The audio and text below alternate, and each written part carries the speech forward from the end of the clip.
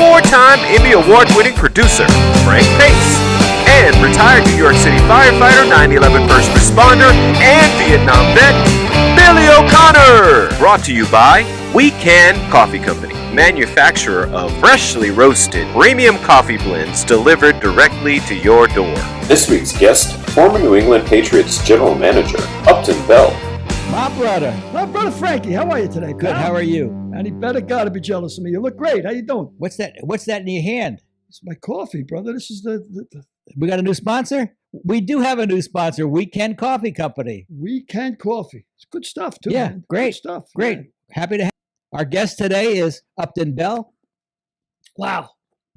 Author of Present at the Creation, former general manager of the New England Patriots, and the son of the legendary Bert Bell. Bert Bell. So first NFL commissioner? No, he was the second NFL commissioner, but he was the most influential commissioner of all. Well, we'll talk about that when we get up to, but it's great that you have this particular juncture in time in conjunction with the release of our book, Lamar's Gamble. Really? Yeah, you must have thought about this, planned ahead a bit. Well, why don't you read us a chapter? Yeah, maybe I will. Well, I won't read you a chapter. Well, but, read us an excerpt. Yes, I will. I'd be proud to, actually, because I love the way this book is written, oddly enough. Yes, and with your accent, it's it's appropriate for what you're going to read. All right. This is on the premise that everything's on the level. Why don't you hold the book up, too, also? Yes, I will. So you can see what you're reading. And one of my beliefs is that the only two things that are really on the level is professional wrestling. So this is on the on the premise that nothing's really on the level. But this is a direct quote. In his office, a furious Rosenblum and a concerned Art Modell listened through a speakerphone as Pete Rozelle stuttered through the other end. The feds have 4 witnesses willing to swear in court that they placed bets for you on and against the cults, ranging from $500,000 to $1 million. They're testifying. It's going to get ugly. Shut the hell up and listen to me, Rosenblum said. You fix this. That's why we hired you. Fix it or we'll get another commissioner. You'll be out of football on your ass. The wise guys won't like this, Pete, Modell said. Get it fixed. We don't need the feds poking around. Yeah, and there's a lot more of that. Oh, there's plenty of it. And the postscript, I mean, just about really justifies everything we had said. Yeah. Put it next to the other book, we had please. Written. Sure, I will. Who could figure that's where it belongs? Say hello to Derek Harris. Mr. D. What's up, fellas? How you doing, brother? Everything good? Everything's great. Billy's got a tan. Frank's got a smile on his face. It's a good day. It is indeed. It is indeed. And I usually look like a bottle of milk. I got that Irish skin. You know, I go out in the pool, and first thing they do is get the burn unit ready. Irishman near the pool. Well, keep the as far as the burn unit is concerned, we threw the blanket in the burn unit also. Thank God for that. The blanket that was on the table last week. We might have did a lot for the government's COVID problem. Might have really helped the cause. So we did our bit. So I'm smiling because for the first time, we got more than 10,000 viewers on the Joe Rigobudo podcast. We had over 10,000 viewers. And that's more than we had with Artist Gilmore. Yeah, Artist was about 9. And we're moving on up in the world. Moving on up to the east side, to a deluxe apartment in the sky high. You know, moving on. He knows all of it. I'm telling you, he knows them all. I read an article about 3 days ago. It was in the papers, one of the headlines. That a guy from the 49ers had died at 49 years old of TCE. Yeah. And I flashed right away. TCE, yeah, it's traumatic. Yeah, it's brain injuries. Tell him. I can't hear you in my headphones. CTE, I'm sorry. Yeah, right. I can't hear you in my headphones, so I don't know what you're saying. CTE. CTE. Right. Yes, CTE. Yes. Concussion, traumatic, something or other. Encephalitis. It's definitely not TCE. Well, I'm a bit dyslexic. That's a rap group, isn't it? I think he's TCB. But in any case, on a serious note, the guy died at 49 years old. And of course, I segued immediately back to the Dwight Hicks interview that we had last week About Mike Webster. about Mike Webster. And my God almighty, I mean, Dwight talked about how he pulled all the teeth out of his head and then crazy glued them back in. Yeah, I mean, that's a lot of shots to the head. I wonder if Frank, and I don't know, I'm not a medical guy, and You're not? no, it's hard to believe. I'm surprised that you're not a medical guy. Because before I got that vaccine, Frank, I analyzed it. I want to know everything that was in there, you know? Don't say vaccine around Dirk. No, he's not into it? No, he's an anti-vaxxer, but don't go there. Don't go there. Okay. But I'm wondering I if should be. what we used to call punch drunk Yeah, is the same kind of thing as Absolutely. CT. absolutely. Is it? Yeah. Yeah. You're not a medical guy, huh? No. But I know what the term punch drunk is. Oh, you should. you more than anybody else in this room should know what the term punch drunk means. It's like one of your old friends, Gene Wilder. I remember a movie, a Woody Allen movie, actually, where the guy was screwing a sheep, you know, like he comes into a psychiatrist's office, and Gene Wilder was a psychiatrist. And this old Greek guy comes in with his sheep name was Daisy, and he says that he loves the sheep. And Gene Wilder looks at him sincerely and says, listen, Mr. Kabakabis, or whatever he was, the Greek, he says, I'm not that kind of doctor. He says, you know, you're crazy. You need a psychiatrist. That's the kind of guy I said, you're crazy. But yeah, so I mean, I don't know the medical terms, but so you think punch drunk is the same thing, pretty much as Yes, I do. CT. Okay. Yes, yes. yes, Hey, I- what do you yes, think I do. about Ali? Do you think Ali had, at the end of his life, we were called that Yes, punch I drunk do. 30 years earlier, right? Yes, I do. Yeah. And Joe Frazier and Joe Lewis and everybody else that went before. So how come I'm like that, Frank? I never got, I never got hit that much. Because you were blackout drunk, right? Oh yeah. Yeah, well, you hit your head on the ground 100 times in a row. I hit it on the It's like a concussion. I hit on the bar a lot. Same yeah. thing like getting hit by Art Donovan, who will talk to Upton Bell about. Uncle Artie, my Uncle friend's Artie. Uncle Artie, my Uncle friend Artie. Joe Blank's uncle. I think Art Donovan did some time in Guadalcanal too. Yeah. He was a CB, I'm sure. but he went to the same grammar school as me, same high school. We'll save it for Upton. Yeah, I will. I'm looking forward to interviewing him. He's going to be a really illuminating guest. Hey, Billy, how many times do you think you blacked out in your? Oh, I mean, I didn't even think I didn't consider myself drunk if I could remember what I did the night before. Like if somebody said, which is a famous Irish saying, you know, 6 guys go out and get hammered, and they said, well, were you drunk? No, I mean, everybody else was drunk. I just had a few beers, you know. But I really didn't consider it drunk if I remembered what I did the night before. So, I mean, and sometimes that would go on for days. Yeah, 2 or 3 days. Yeah. From what I even understand. 4. From what I understand. My friend Buffalo, I mean, I was drinking when a guy was 320 pounds. I mean, he was like a football player, and I wasn't anywhere near the capacity he had. Like Buffalo used to drink out of a gallon glass. You know, he had this glass, and he said, I promised my wife I'd only have 2 drinks. He said. And he put a whole half a thing of vodka in there and put a little juice in there. But Buffalo, Lord of mercy on him, McKillop, for the guys from the Bronx that remember Buffalo, he was a legend in the Bronx. And before he died, Lord of mercy on him, a couple of months before he died, I called him up. I said, hey, Buff, what's this bullshit I hear that you got, what do you call when you got too much sugar in your body? Diabetes? Diabetes. Yeah, I got a mental thing there. Yeah, you're a medical doctor. Yeah, that sugar thing, you know? What do you call that sugar thing? I'm not a doctor. It's like I'm Michael smart. J. Fox. What's that thing he's got? The twitch? What are they? Anyway, the twitch, you know, the medical term. In the South, they Parkinson's. call it sugar. So I said to him, I called him up on the phone. I said, Buffalo, what's this I hear you got diabetes? He said, yeah, they took a couple of my toes. I said, well, stop drinking, you son of a bitch. What's the story with you? He goes, no, I did. I stopped. I said, what are you doing now? He said, I'm eating a box of Oreos. I said, you stupid bastard. And I said to him, I said, you know, I'm lucky that, considering I used to drink with you all the time, that I didn't get diabetes. Yeah. He says, you're lucky you didn't get a concussion. He goes, all the times you had to hit the bar and I had to pick you up. But yeah, he carried me from bar to bar. Well, I mean, there was, I'd wake up at another bar, didn't know how you got there. but he always made sure I had $40 or $50 on the bar anyway. He always made sure I carried my own weight. Somehow he got into my pocket and decorated the mahogany. Well, we're going to spend a lot of time with Upton Bell Cool. today.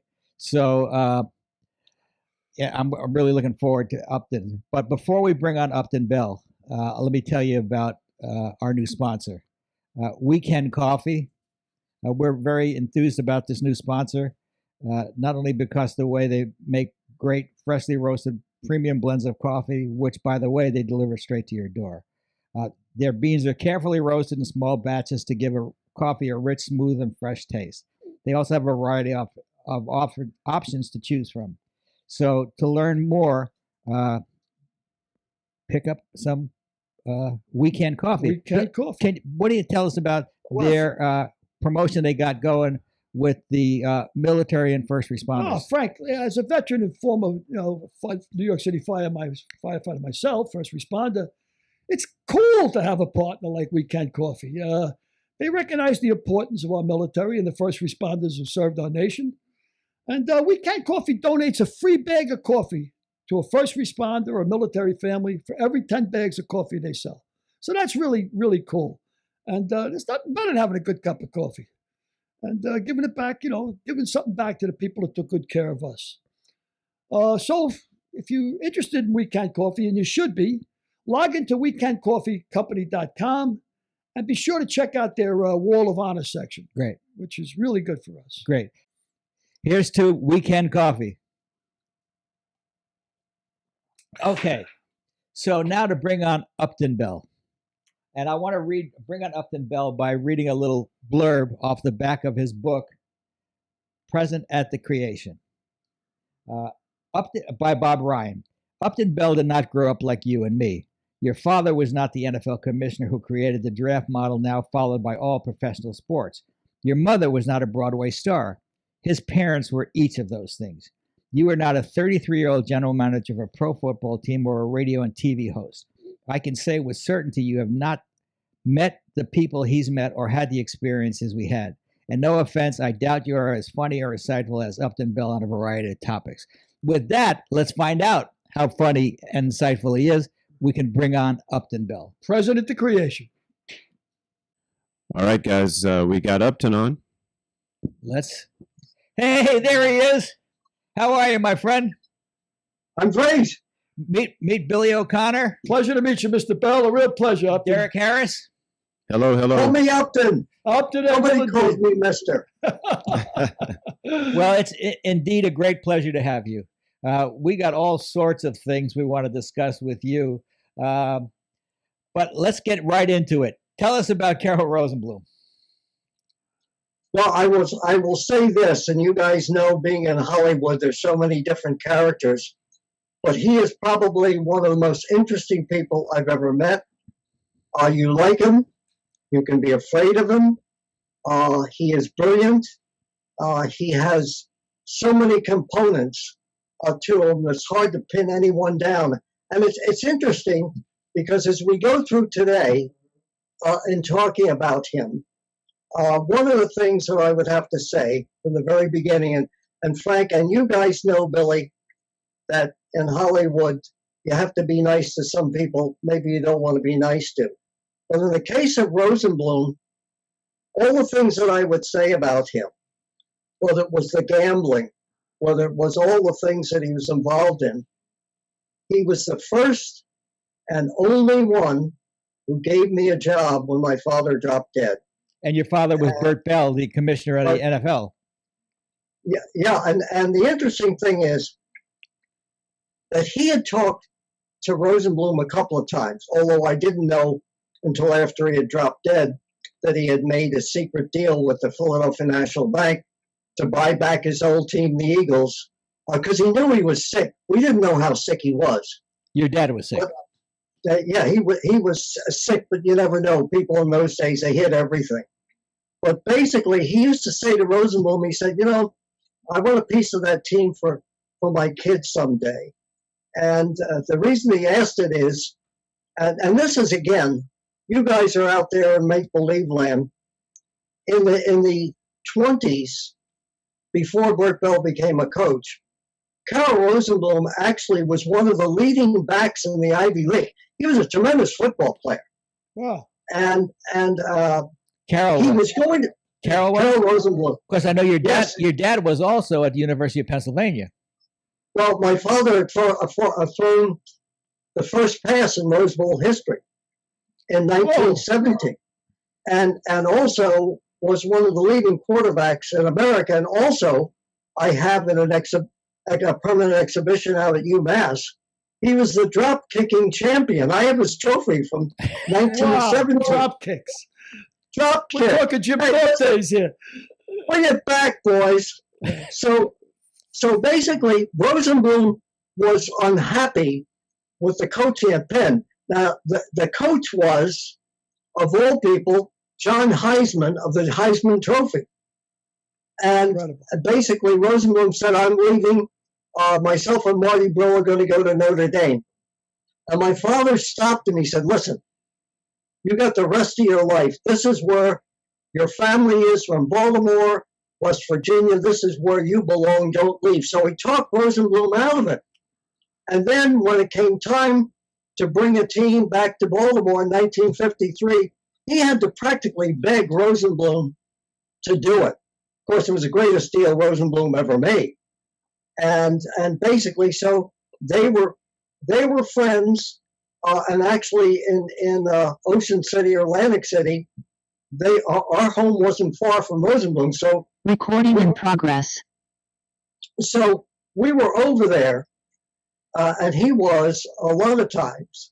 And basically, back to the ending here of your book, is that Rosenblum was a tremendous swimmer. He swam in the Atlantic Ocean. I would see him all the time over there. But bottom line, when my father dropped dead, and when we later found out, sadly 3 days later, that if he had lived long enough, that basically he would have been the owner of the Philadelphia Eagles, and I probably would have been the spoiled brat having you in my box.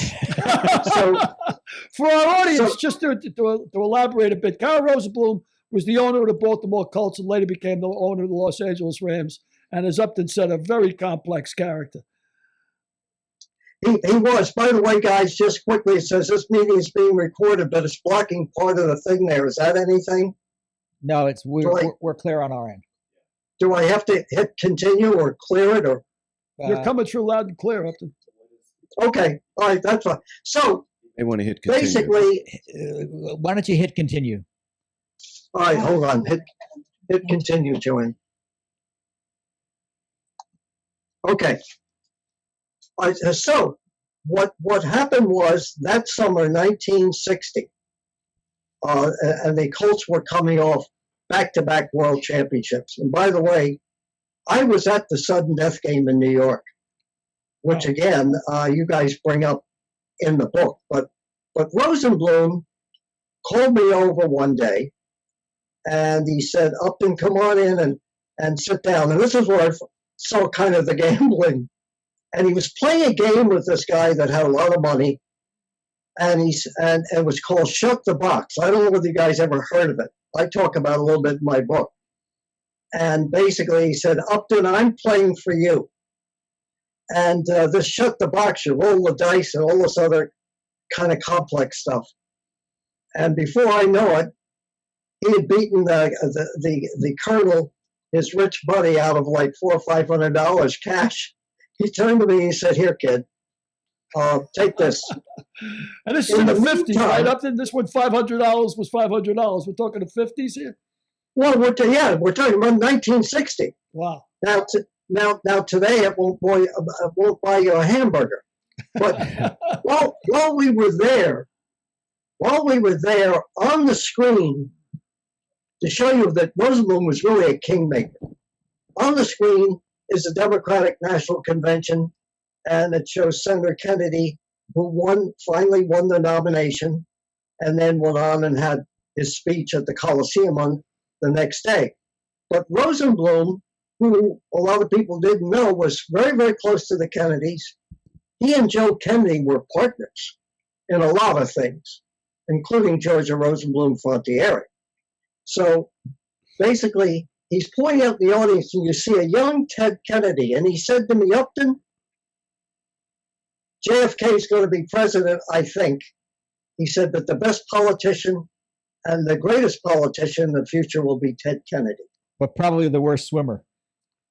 Yeah. Well, in fairness, Frank, if he drove a Volkswagen, he might have made it because Volkswagens float. As it turned out, he was prophetic because Ted Kennedy was their greatest politician. And in spite of all his other problems, is considered by many people, myself included, as one of the great politicians of his time. Anyway, he said to me, Upton, I'll tell you what I'm going to do. I think you should go to the Colt camp and start learning the business. And so I went that first summer in 1960 to the Colts camp. And I will tell you this, all of the kind of phony personalities today that promote their everything on Twitter, none of them could compare to Gino Marchetti, Big Daddy Lipscomb, who used to have to practice, do magic tricks for like 10, 15, 20,000 people. It's amazing. People just coming to practice. I mean, the Colts were Baltimore, they were Maryland, and they were the first real national team. I think Artie Donovan was in that group also, wasn't he? Artie Donovan, and you have to understand what it was like then. His father always came to training camp. Now, a lot of people don't know. Artie, yes, you would know, Billy. His father refereed more championship fights than anybody in history. Yes, that's exactly right. He was big fight ref in Madison Square Garden. And of course, Donovan's nickname was Fatso, and he wrote a great book about it. Fatso. Yeah, he used to be on the Letterman show all the time. And really, Art Donovan gave Billy the idea for this book when you met him in a bar in the Bronx. Well, what happened up there is I grew up in the Bronx, and I went to the same grammar school and same high school as Art Donovan. Of course, he was a number of years ahead of me, maybe 8, 9 years ahead of me, but I went to school with his nephew. And when I came back from Vietnam in 1970, and of course, this was after the Colts got upset in '69 by the Jets, and I came back, and he said to me, "How'd you like to meet my Uncle Artie?" I says, this was like 10 o'clock in the morning on a Saturday. And I says, wow, Art Donovan? Sure, where is he? He's up in the idle hour having a few beers. And I blow in the door, and of course, Art Donovan, there's maybe 3 guys in the bar. It's only 10 o'clock in the morning, and Art Donovan's got his hand around those 15-cent 7-ounce Pilsners, we used to get in the bars. And it looked like a shot glass in his hand, And he was ranting. Oh, we got screwed. I'm telling you right now, there's no way the Jets could have beat us that day. Rosenblum gave him our playbook. We got sold out. And I said, this is just, sour grapes from an old bitter man. And then I started doing a little research, and a lot of people feel there was something fugazi about that game. Well, we can get to that because I can tell you that I can tell you didn't happen. It was a series of screw-ups. But let me go back. Sure, please. To Donovan. You had Art Donovan, who everybody said could have been mayor of Baltimore. Gino Marchetti, one of the great characters, and became very, very rich when Rosenblum actually put him in business. Gino's hamburgers. Everybody goes to Gino's. You had Big Daddy Lipscomb, who I will tell you, Frank, you would be doing a Jacksonville Who on this guy. Amazing and absolutely amazing character. Highly intelligent, never finished, barely finished high school. Sadly, he saw his mother stabbed to death. Wow. 7 to 10 times in Detroit. Big Daddy's from Detroit. Pendleton Marines, never went to college, and basically the Rams signed him, as the Rams did. One of the greatest organizations in early football were the Rams. So you had Donovan, Big Daddy, Gino Marchetti, the $7 a week, who turned out to be the greatest quarterback, in my opinion, outside of Brady in history, John Unitas. Lenny Moore, the first guy to wear spats. Spats was his nickname. Spats was his nickname. Raymond Berry, the weirdest guy I ever met. Wow. I actually, the first day I was there, they sent me up to the locker room. They said, meet Fred Shue back there. I'll tell you what to do. We're going to have you hand out checks and stuff like that. I went in the locker room, and there's Big Daddy talking about penis size. Marchetti's kidding somebody else. And here's this guy over on the side, and you hear all these stories, you say it's a bunch of crap. Here's this guy washing his pants. And I said, who's this guy washing his pants? He said, it's Raymond Berry. I said, what the hell is he doing that for? And they said, because he does definitely have one leg shorter than another, but Raymond insists on washing all his clothes. I mean, this is after practice. And they introduced me to him.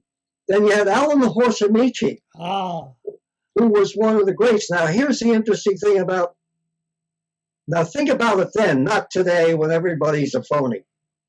He would play, he loved opera. So you would hear flowing at 10 o'clock at night, Pagliacci, all of the great opera stuff, and people would scream out, "Horse, turn that crap off!"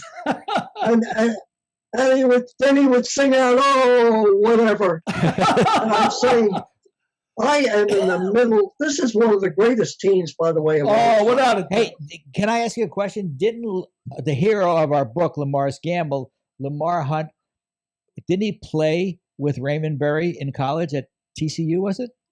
I thought we wrote that. No, he did. And I'll tell you this, I know a lot about Lamar. I mean, that's why I love your book, because I know every character in it. And I know every lie told, and I know, and that's not bragging, it's just I was lucky enough to be at that time. And basically, I don't know if it's Raymond or who told me, I think that Raymond and Lamar were roommates. Yes. And it was either Raymond or somebody else told me the shyest person he ever met was Lamar Hunt. Hunt never told anybody at SMU that basically that he was H.L. Hunt's son. And you know what?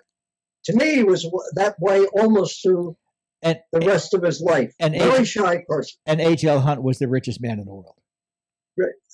Absolutely. So he was Bezos before Bezos. Right. Less ego. So less ego.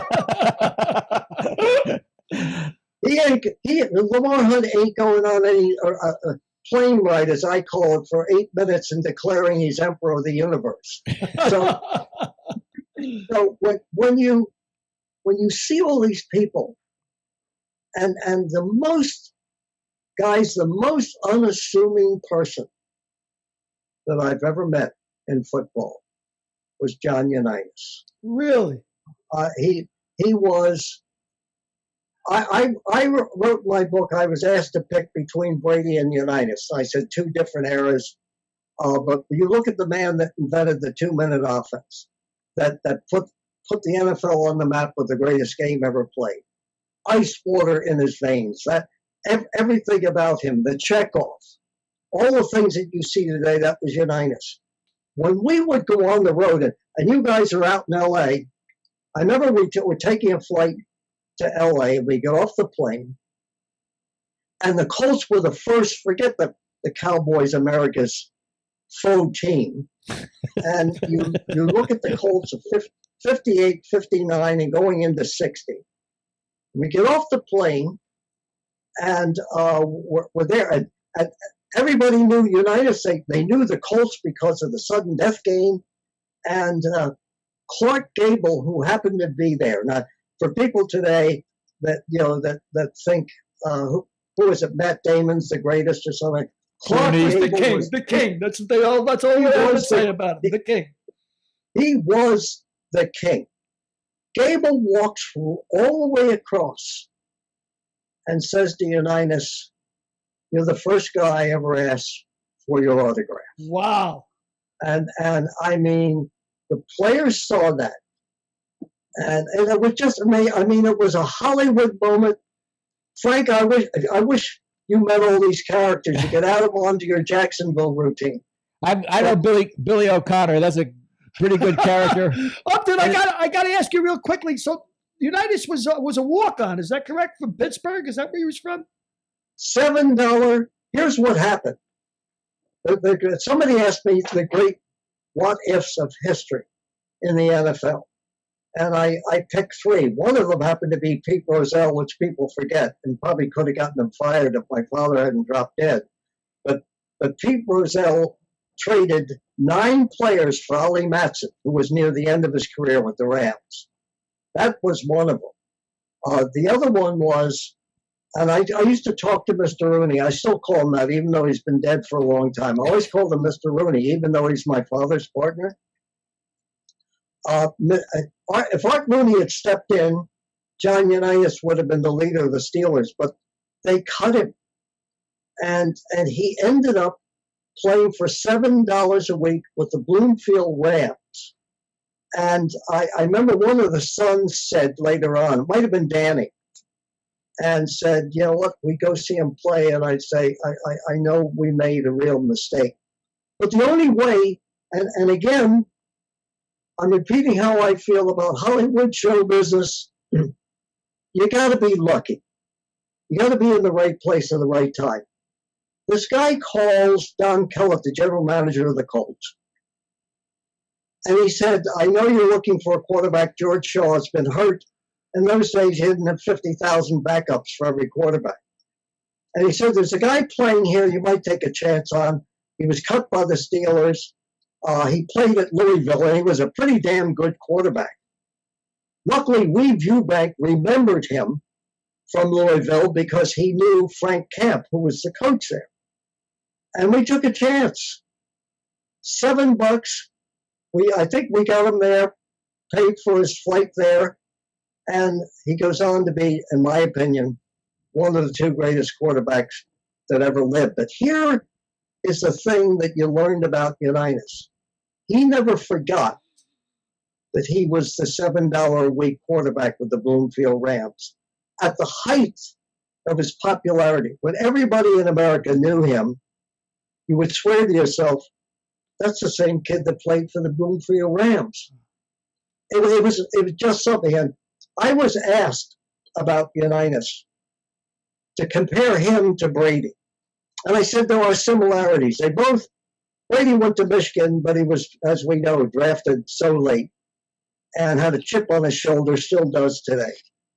I said, Unitas never had a chip on his shoulder. But I asked every one of our players, and I said, I was their age when I went there. Unlike most executives, I was 22 years old. Whoa. So when I was there, I could talk to players. I was part of management, but they weren't suspicious of me. And basically, the players said, I said, what's the difference between Unitas and every other quarterback? And there were a lot of great ones around there. And they said, he's a football player first and a quarterback second. Whoa. And I can tell you this, to give you an idea of what the game was like then versus now.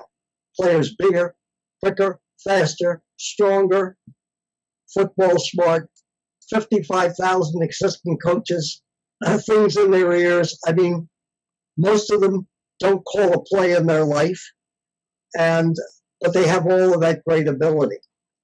If you were on the sidelines then, which I was early on, and saw the physical beating that they took, and Unitas, he came in when there was no rule of roughing the passer. Right. You could literally, Frank and Billy, you could literally name someone, and yet he stood in the pocket, and to complete the pass, I can't tell you what it was like. I can't explain. Even today, with all the cameras on the sideline, they don't get what it's like. 2 armies clashing in the 16th century, and you're lucky if you survive it. Yeah.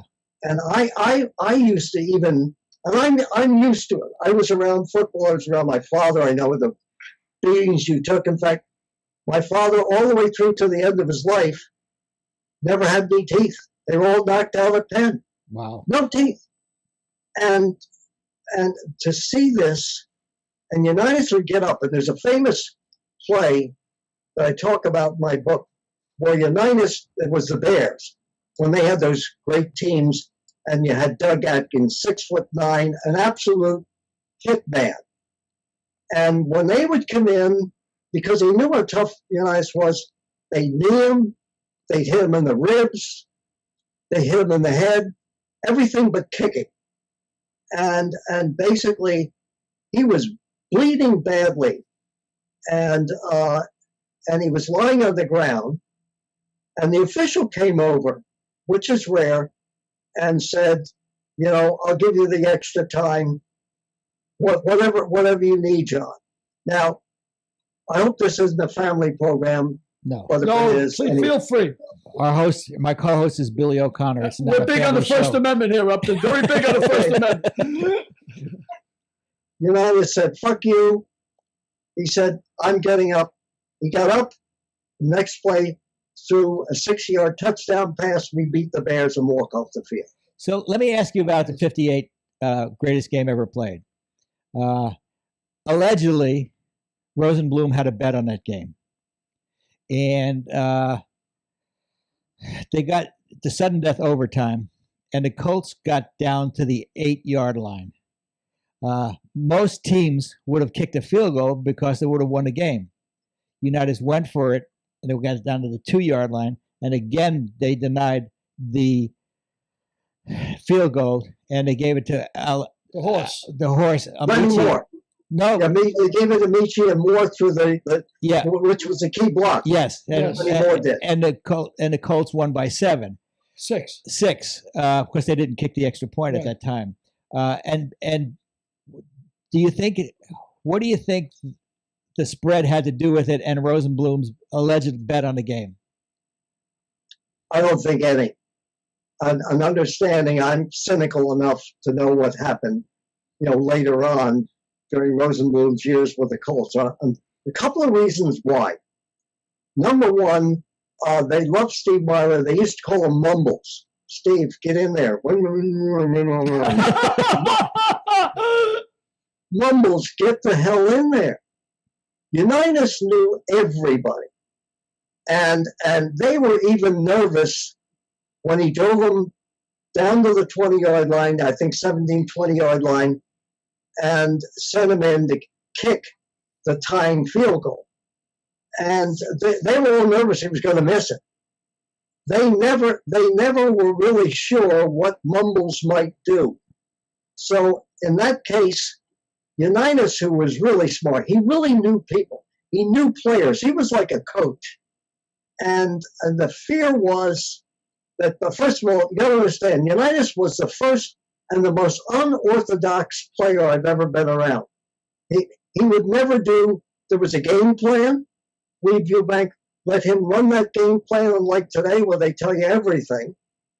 And basically he knew, and in the back of his mind, without letting the players know, that let's take it in because you never know what Mumbles is going to do. Now, I will tell you this, and one of the people who is in my collection was a real character, a Baltimore writer, right out of the movie Diner, believe me, and there were characters all over in Baltimore. He had talked about that Rosenblum that week had put a spy in a room overlooking the Giants' practice field to see what they were doing. Nobody could ever prove it, but he claims that that's the story that happened with that. But basically, whether he had a bet on the game, the other part of it that I was telling Frank the other day, a lot of people don't know. And like Inside Hollywood, I want to give you all the scoops. Okay. All right. And you can tell a hell of a story too, Upton, so yeah, feel free, brother. So what happened was Ed Sullivan, who was the kingmaker, and Amici appeared that night, as we know, and the only reason Amici came on the Ed Sullivan show, if you got introduced on the Ed Sullivan show, you could become the Queen of England. I mean, you were it. That was it at that time. And Unitas was named the MVP, and they said, you want to go to the show? We'd like to have you on. I said, this is why, again, I love people like that. He said, I'm going back with my teammates. I don't give a damn about the Ed Sullivan show. Send the horse. He scored the winning touchdown. And so basically, Sullivan had written in his column, because he also had one of the biggest columns. Toast of the town. Yeah, talk of the town. And so he wrote, was there a bet on the game? Why did Unitas do it? And by the way, in the locker room after the game, everybody was around Unitas. Why did you, same thing that you guys are asking, why did you do this? And he said, if you know what the hell you're doing, it's no big deal. Yeah. And so, and that was Unitas. It's always in character. So basically, Sullivan wrote a whole thing about it. About the gambling, about the gambling and the bet. Yeah, about the gambling and the bet on the game. Luckily for me, and why I'm lucky enough to be a witness to history, going all the way back even into the 40s, early 40s, is I heard all my father's telephone conversations. There were 3 phones in the house. There was one that he was on constantly, even at, I'd have to wake him at 2 or 3 o'clock in the morning and said, they're calling from the West Coast. Want me to tell them you're not here? He said, don't you ever tell anybody I'm not here. So he had the phone for all sorts of business. There was a phone on the landing for his kids, not that we ever could get the hell on it. There was a 3rd phone, now we're back to gambling for a minute, and it was like a red phone. And on that phone, I was told, don't ever answer. And I hear that phone ring all week long. And then on Sunday, it became really important. On that phone were 3 characters, right out again, Hollywood. Hockey, Wingy, and Frisco Legs. I love it. Now, what happened was, and we're jumping all around, in 1946, there's the gambling scandal the night before the game of Bert Bell's first year. Frank Hogan, the district attorney, calls and said, Mr. Bell, you better get here to New York. He had planned to come the next day for the game. He said, we have a report of a bribe that wasn't turned in by Frank Filchak and Merrill Hapes. And he said, basically, we've got to do something about this. They brought them both in. I thought they're going to be arrested. And my father settled it, made a big announcement to the media, and which I think really saved the game. He saved the game many times, but that did, because he said, we won't tolerate any of this. I'm suspending one, and the other one, Frank Filchak, I'm going to let play in the game. And eventually, in the end, sent them to Canada. He banned them from football. Now, what did he do next? He called his former quarterback, who figures in your book, gentlemen, Davy O'Brien, who was the first quarterback that my father ever insured with Lloyd's of London. He was not very big, but he's tremendous. He had left early in pro football to join the FBI and became the greatest single pistol shot in America. Knew J. Edgar Hoover. My father called him, said, talk to J. Edgar Hoover. I want all ex-FBI men in every city in the NFL, and I want them to report to me any suspicious thing among players, gamblers, whatever it is. He's the first guy to hire ex-FBI men to be in every major league city. Today, now they pay them $1 million and they report nothing, or they pretend like they do. So that was kind of the beginning of it. But now we jump to the championship game. And so I'm listening to my father on the phone, and he said, I want to let he got a lawyer. Naturally, the league had plenty of lawyers. And he said, I want to let Ed Sullivan know, if I don't get a retraction, I'm suing him. And I'm going to make it public. And I'm going to make him prove that what he put in there was the truth. And it's the only time that he ever got somebody to retract something. It's the only time Sullivan ever did. And by the end of the week, he had retracted the story. Wow. Wow. So when you were the great thing about Bert Bell, you guys would have loved him. He was afraid of no one. The reason that no commissioner will ever have his power again is he was a player, he was a coach, he was an owner. He was one of them. And he started. So if he wanted, he started the draft, right? Yes, oh yeah. Well, I won't get to that. But Good. he actually would be able to go into a league meeting and say, you don't like it, too bad. And he knew how to be political, but he was one of them, which gets me to the point of, like everything else that you guys know, you deal with a lot of powerful people, is that basically in the NFL, and really true about life, you're either an owner or a renter. And basically, if you're not an owner, whether you're Upton Bell working for a club or a player or anybody else, you have no power. Wow. So he was able to deal with them in a different way no commissioner has ever been able to do it. So basically, he got Sullivan to back down. He then put in a situation with all sorts of FBI, ex-FBI guys around. Now, the other thing, going back to the phone, is that here's what he would do. He would start on Sunday right after the game. He would go immediately home, and he'd get on the phone, and he would call these people or have them call him. He would get the early line on every team on every game.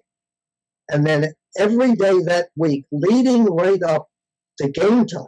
I remember a couple of times when they would put a flux in the point spread, that he would actually get on the phone and call into the damn locker room and say, I don't know what's going on here. Is one of your players hurt? Have you reported it? Is anybody sick here? And they would tell him, well, yeah, so and so, and he immediately would tell him, we've got to announce that. So what you see today, again, was one of the things that Bert Bell put in, which was basically he made every club within 48 to 72 hours before the game, you had to come out on the waiver wire and declare who was injured and who was probable. That was, let me see, how many years ago? About 80 years ago. Think about that. Brilliant foresight. Brilliant. He was the first guy to come up with follow the money. Follow the money. If the money's in there, the line's moving. Why? Well, here's the thing, guys. He knew, and here's the thing about experience, is that Bert Bell's father was one of the richest people in Philadelphia, owned the Ritz-Carlton, where the first draft was held in 1936. His father was one of the landowners in Philadelphia. His father was also the Attorney General of Pennsylvania. And also, his father in 1885 was an All-American when they played with no helmets. He later founded the NCAA.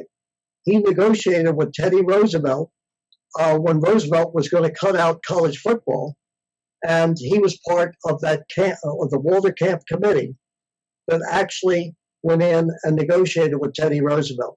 So that was going all the way back. But his son Bert, after Penn, after playing there, coached at Penn, then coached at Temple, but he also ran with people. In those days, you can't do it today. Gangsters, killers, show business people, football people, everybody knew each other. They weren't connecting on what we have today. They knew everybody. So basically, here's how Art Rooney got in and Bert Bell got into the NFL. They used to go in those days to Saratoga Racetrack, and there was a great gambling casino, which is still there. And what they would do is they'd all meet. Cesar Romero, Wow. Bert Bell, Art Rooney, all of them. Probably Wellington Marriott also. Oh, well, I don't think Wellington, Tim Mara might have, because Tim. he was a legitimate bookmaker. Right. But what happened was, this one night, this story not told by me, this is told by somebody else. Bert Bell went in, I think he lost $50,000 or $100,000. And so he said, can I pay you by check? Because you're going to have to go to his father. And the head of the casino said, we take cash only. So he said to himself, I'm sure I'll fix that son of a bitch. So he went back the next night and won it all back. And when they came to him and said, will you take a check, Mr. Bell? He said, I take cash only. Good for him. Terrific. And took the money and walked out. But he and his father was big on college football. And that's where he was convinced by Marshall and other people, get into the NFL.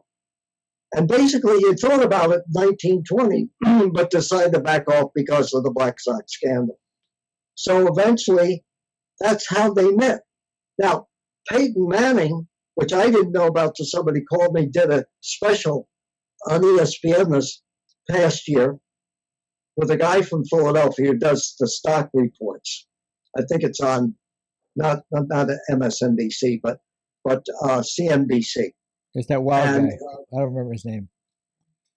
And so he basically, Manning's talking to this guy, and he said, I'm a big Philly fan. He said, let me tell you about Bert Bell. He said, the day of the crash, Bert Bell lost $50,000 in the market. And went back and told his father he lost it, and he wanted to buy an NFL team. And later on, that team, of course, became the Philadelphia Eagles, and he bought them out of bankruptcy. But all these different things that flow through it come back to it. I know you're again, as you talk in the book about gambling, how it drives it. But everybody then, it was pretty legitimate until Rosenblum really came in and all the accusations came. I knew Tim Mara and I knew Wellington. Tim Mara was, like it or not, a legitimate bookmaker. Art Rooney, who later on was my father's partner with the Steelers, he actually won. The reason the Steelers are here today, and they were originally called the Pittsburgh Pirates, is that Rooney actually went to the racetrack and won $40,000 or $50,000 that day and took the money and bought a football team. And he had a stable after that his horses never did anything. And I just can't understand those guys. I asked him one day, well, Mr. Rooney, your horses don't win a lot. Why do you do it? He said, because I love being around jockeys and the people around the track. He said, Upton, they're real people. So I'm trying to give you a view of people then, whatever their sins might be, they didn't like phonies. They liked real people. They didn't sign contracts. The players did. It was a handshake. And if you went back on your handshake, now you might find yourself in an alley someplace. Two behind the ear. take two behind the ear and end up in the trunk of a car. Well, they were certainly. I know a few of them too. Well, they certainly were the greatest generation for a reason. They were just made out of different cloth than we are. Like tough men, hard men, and I think they take pride in being called hard men. That was a tremendous compliment to people of that era. Well, let's get back to Carroll Rosenblum. So at 21, 22, you were with the Colts, and Carroll gave you a rather unique assignment, didn't he, Mr. Beard? Well, yeah. As I talk about in the book, I've seen every side of life, good, bad, indifferent, seamy, you name it. And most of it happened in leading up to answering your question, Frank. Most of it happened by accident. I'm a great believer that I am the natural descendant of Forrest Gump, and a little bit of Woody Allen Zelig. I just happened to be either in the right or wrong place at the right time. And so when I first came to the Colts, and I initially worked in the ticket office, and then a lot of other areas before I really got into scouting. And everybody on the team knew Carol was seeing Georgia. Ended up being, her name was originally Georgia Hayes. And she was introduced to Carol by Joe Kennedy. And yeah, go ahead. I'm sorry. And so he would say to me, I and my brother were the only single people on the team. And he said, I want you to go out to the airport, Friendship Airport, and meet this person. And I want you to drive her to the Sheraton Belvedere at that time and have dinner. And then I'll show up and basically I'm paraphrasing, and you can beat it. And So- he was married at the time, correct? Yes, and really the difficult thing is I loved his wife. She was Dolly Rosenblum. You would love her. She a very attractive, kind of wonderful, more home type of person. And basically, it was very difficult. It was a young man, boy, trying to deal with a moral situation.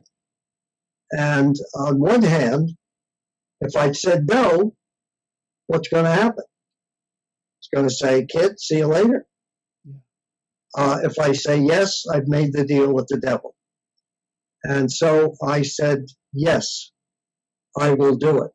So I would meet her at the airport, and I would drive her in, and we'd have dinner, and then he would show up.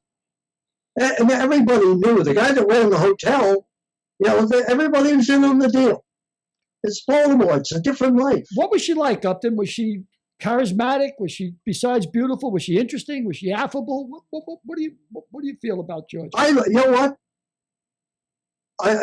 I'm partially think about evil, and then I partially think about there's two sides, maybe three to all of us. I actually liked her because she number one at that time, she was really desperate.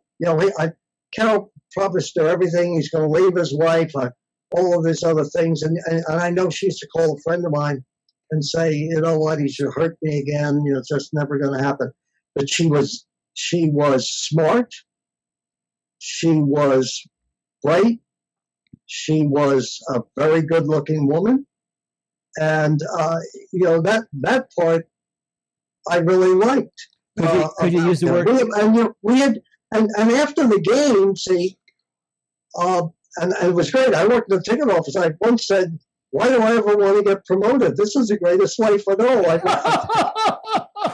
I said, I drive her to New York after the games, but my other job at the ticket office was Rosenblum would call and say, take the Colt station wagon. I need 5 footballs and a pair of sneakers, and I want you to take them over to the White House. I said, okay. What a job. What? So I say, why, Mr. Rosenblum? He said, because we have a touch football on the lawn. The president will be there, and he loved that. So there I was, White House gate, Mr. Bell, dropped the sneakers off, all the other stuff.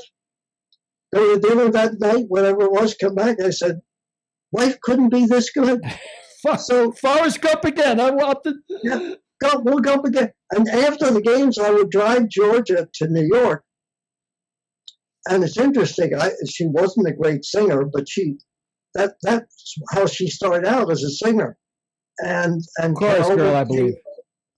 Carol would pay for her to have a session, which had to be like for the studio and everything else, $20,000-$30,000. Wow.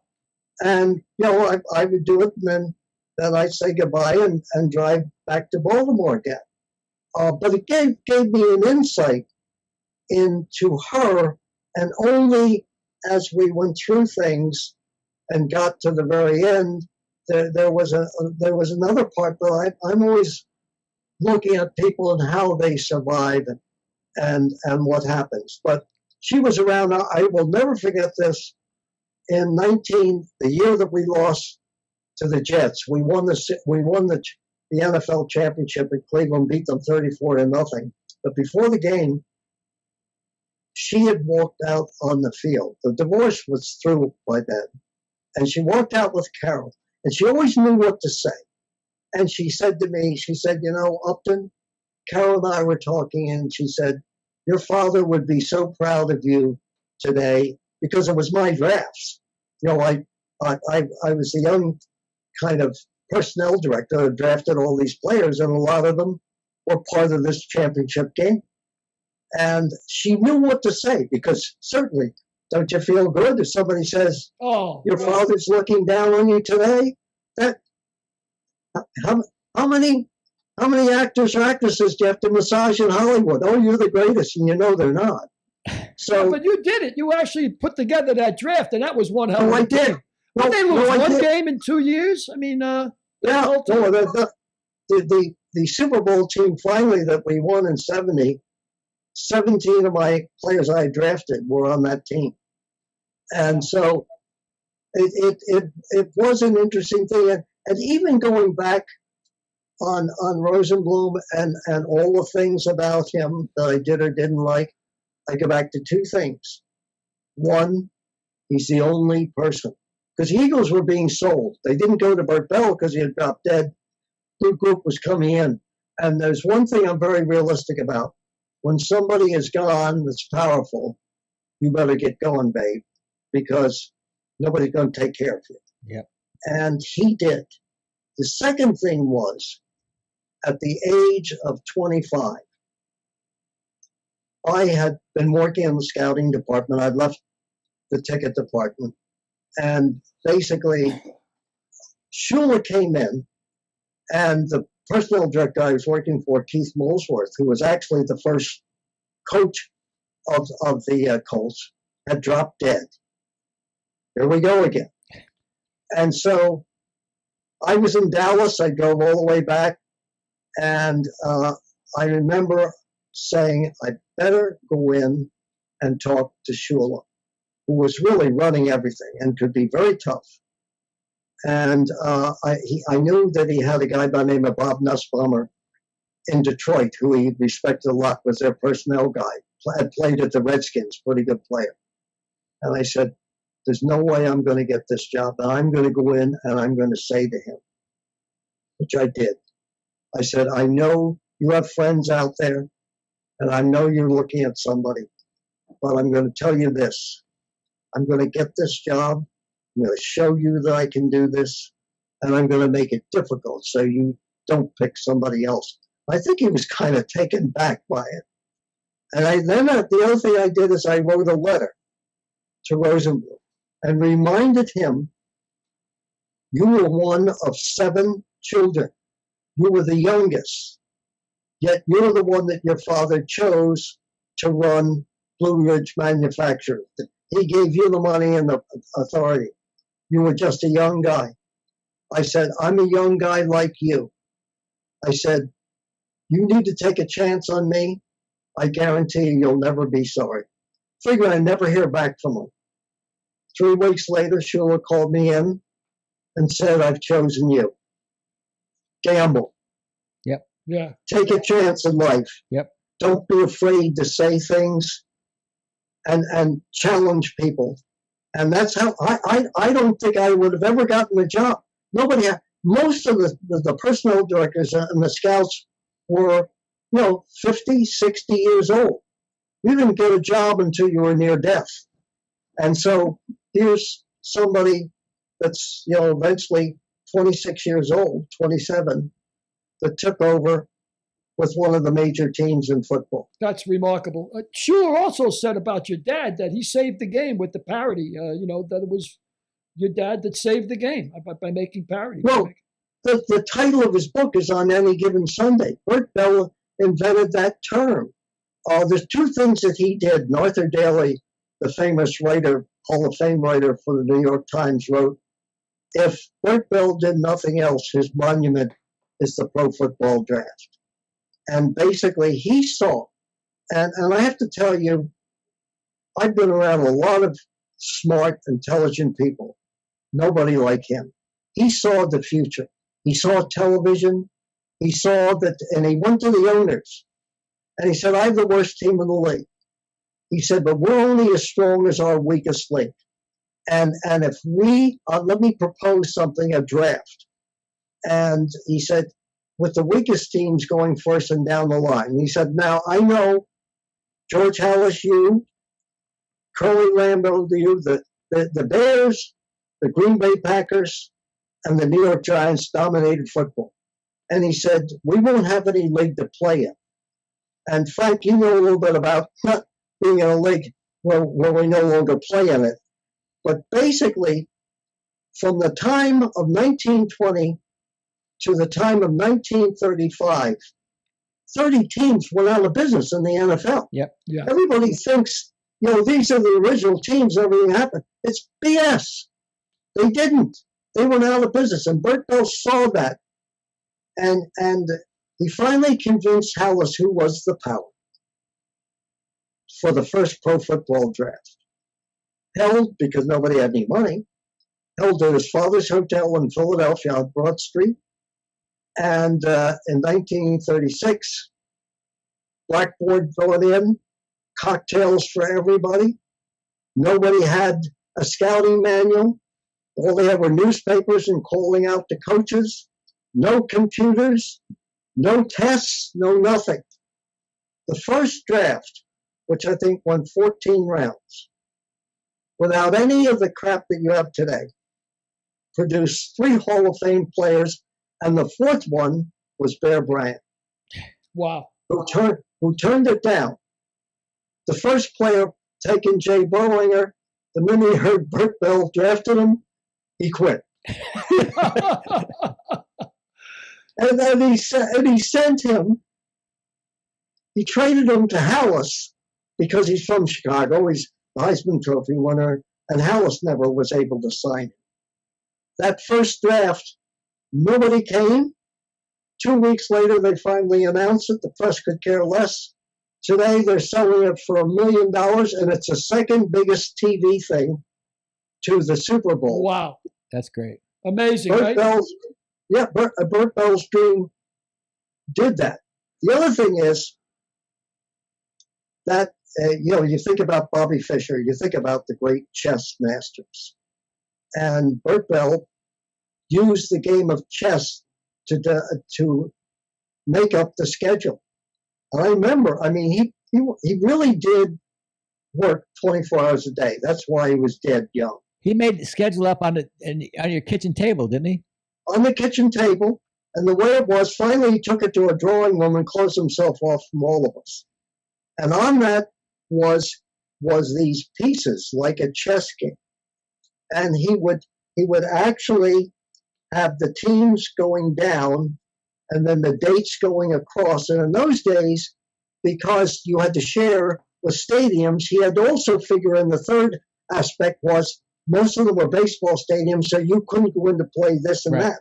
So I remember one day him saying that basically he had gotten a call from a writer, it might have been from the Associated Press. They said, well, Mr. Bell, what are you going to do about this and that? And he said, I'm trying to make it up so at that time there were 12 teams that by mid-season every team would be in the race. This is where Roselle picked it up. And they said, well, how would you determine it? And he said, I want it so on any given Sunday, any team can beat any other team.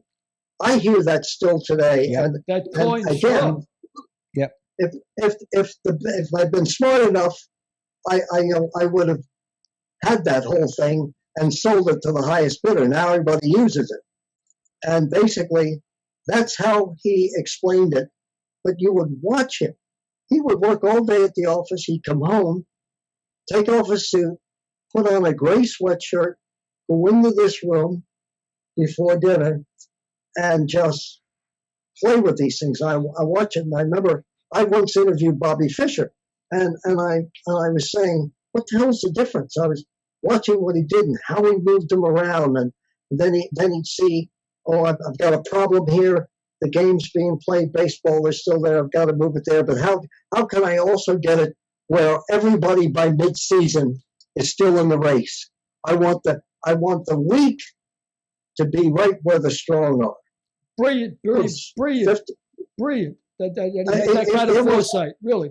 But you mentioned before that how many football teams that went out of business, and of course there was no money in pro football at the time. So for people to buy a team, you'd almost have to be a gambler, not just an entrepreneur. You'd have to have that gambling nature.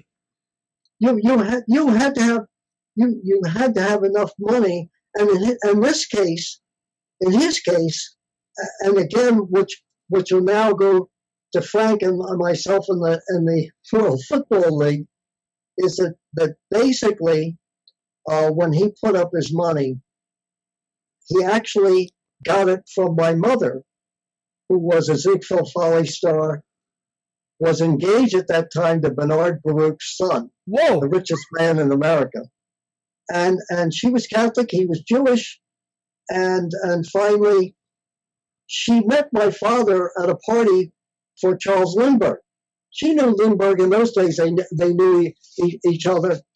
And she said to him, first of all, I said, "Oh, honey, I'd like to date you." And she said, "I don't date drunks." So she said, "Forget college football. The pro game is it." She said, "Do you ever see the Bears? Do you ever see this and that?" Finally, they kind of got together, and he would bring her to Philadelphia, and they'd go to Penn games and stuff like that. But she was the one, and I've always claimed that Frances Upton belongs in the Pro Football Hall of Fame, because if she hadn't given him the money to buy the Frankfurt Yellow Jackets out of bankruptcy, there would be no NFL today. And the reason I say is because of that, because of all the losses, and him recommending the draft and getting pushed through. There was no draft, there'd be no NFL. We'd be talking about something else. Well, And so she put the money up, she encouraged him to get in the game.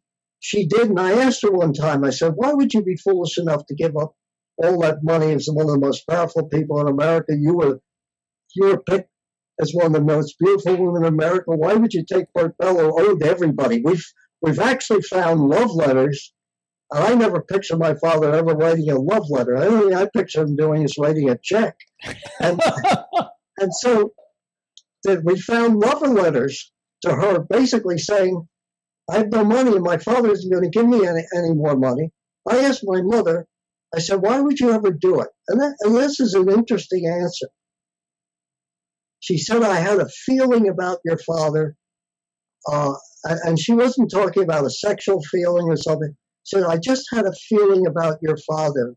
There was something there that I really saw that I didn't necessarily see in this multimillionaire." And she said, "I knew the type of life that I might be in for," which is basically, at that time she had decided to quit the stage to marry him.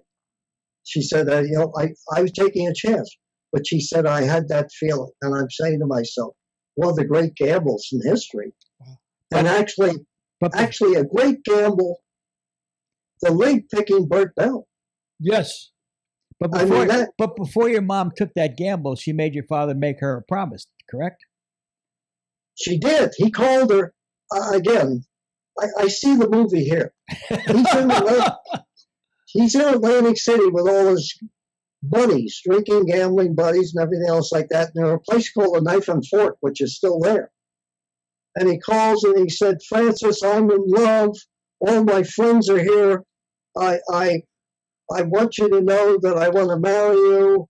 And she said, "Bert, I've told you before, I don't marry drinkers. I don't marry drunks." He said, "Well, I'm here to tell you," this is like 1933, "if you marry me, I will never take a drink the rest of my life." Everybody in the background's laughing. She said, "All right, I'll give you a chance. I'll give you 6 months. I'll give you a year."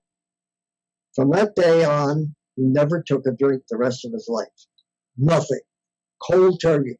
There was never any liquor at our house. A lot of laughter, a lot of fun, great characters. Never liquor in the house. Never. Well, speaking of great characters, your mom had quite a friendship with Al Capone, didn't she? Her life, yeah. Her life, Frank, was really amazing. I mean, I was lucky enough to be in between two people that were, really bigger than life, and yet really human. She had been discovered in New York. Billy, you're from New York. She was discovered in Macy's working in the behind the perfume counter. She was still in high school, and one of the Schubert Theater talent scouts had come through there to buy perfume, and he said, "You're a very beautiful young girl." He said, "Do you have any show business experience?" She said, "Well, I'm in high school." And basically she said, I take ballet, but that's it. He said, well, here's my card. If you ever think about it, give me a call. 4 years later, she was a star on Broadway. 4 years later. I mean, her story is as amazing, if not more so than him, because basically her father, and I've told Frank some of this, Billy, her father was one of 11 children. His father was a person by the name of William Cleary Upton. He wrote a book called Uncle Pat's Cabin, based upon Harriet Beecher Stowe's Uncle Tom's Cabin. It's about the tenant farmers in Ireland and how they were treated. Whoa. And basically, you can get that book on Amazon today, 130 or 40 years later. It's still one of the most profound books. It's written in Gaelic. And he was thrown out of Ireland because he and a group tried to blow up a British police station. They drove him out of Ireland, came to New York, had 11 children, and one of them was Frank Upton, my mother's father, who got a job on the police force, never finished high school, but he spoke 6 foreign languages. Whoa. And the only reason that they hired him, because Billy, you know this in New York, not now, but then, no Irish need apply. Sure. There ain't no way he's going to get that job. But what happens is that they test him and they say, all right, in those days, you had the Black Hand, which was really the mafia. Right. You had the German section. You had the Irish section. All these different sections. So they sent him in as an undercover cop because he could speak the languages. And so my mother would tell me that he would come home after weeks. They wouldn't see him, disguised. And one time they locked him out. Then they realized he was their father. But he became, he broke one of the big murder cases in New York. He also, at the age of 41, volunteered for the First World War and went to the First World War, only survived. They never heard from him for over 2 years. The New York Times wrote a story on it. At 41, he went. Yeah. Amazing. These people don't want to go at 21. So what he did was he survived because the Germans used him as an interpreter to talk to all of the different people that they had captured. He finally came back after 2 years and had an incredible career. So, I mean, that whole other side was famous. In some ways, Frances Upton was more famous than Bert Bell. For sure. And then she introduced Eddie Cantor's song, Making Whoopee. She did, and she was, Flo Ziegfeld said she had the most beautiful legs on Broadway, and basically, she did, not only that, Ruth Etting, and that's back to what you're asking, Frank, about Al Capone. Ruth Etting and she were very, very close, and they were on the road together because they were in shows together. And of course, I don't know whether your audience would remember, but they ought to go get the movie because there was a great movie called Love Me or Leave Me with Doris Day and Jimmy Cagney, who played Moe the Gimp Snyder. And it was about Ruth Etting and their doomed romance.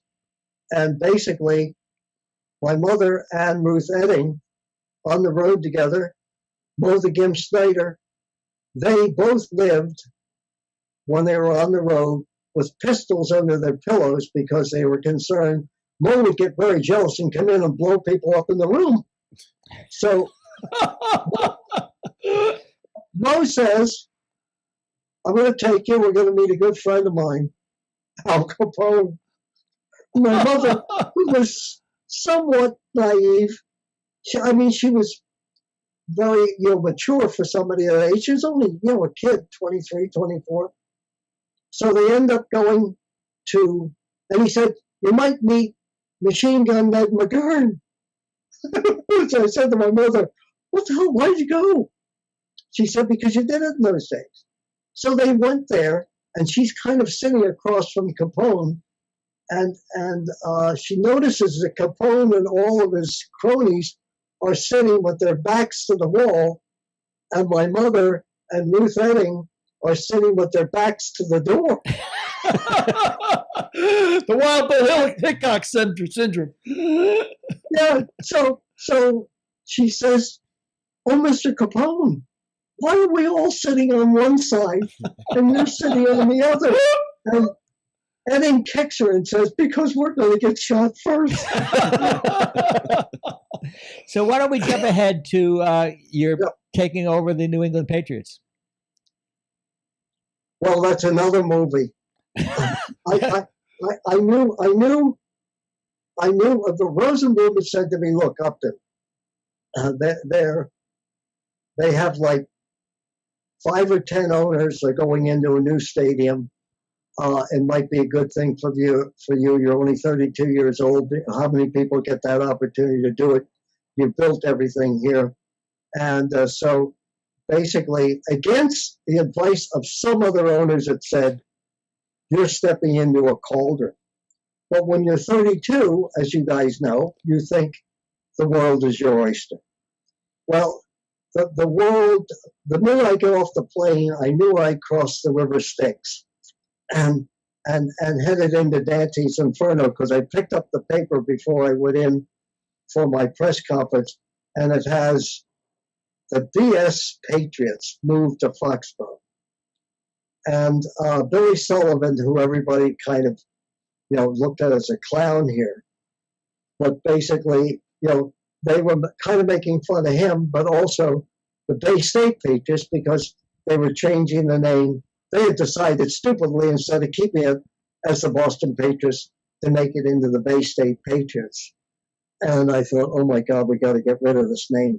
By the way, getting a little ahead of myself, I convinced them to call them the New England Patriots, so we wouldn't be made fun of, and basically we'd be a draw for the 6 New England states.